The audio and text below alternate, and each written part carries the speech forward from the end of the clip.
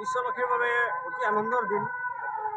আজি অযোধ্যাত শ্ৰীৰামৰ মূৰ্তি স্থাপন হৈছে, তাত আজি প্ৰাণ প্ৰতিষ্ঠা হৈছে আৰু তাৰ লগে লগে আমাৰ ভৈৰৱবাৰী কালী মন্দিৰতো আমাৰ শ্ৰী শ্ৰী মা কালীৰ প্ৰাণ প্ৰতিষ্ঠা হৈছে। আমি বিশ্ববাসীৰ শান্তিৰ বাবে আমি আজি এই প্ৰাণ প্ৰতিষ্ঠা উপলক্ষে তাৰ লগত সংগতি ৰাখি আমি গোটেই দিনজোৰা শ্ৰীনাম কীৰ্তনৰ আয়োজন কৰা হৈছে আৰু ইয়াৰ লগতে অলপ সময় পাছতে আমাৰ ইয়াত প্ৰসাদ বিতৰণ হ'ব।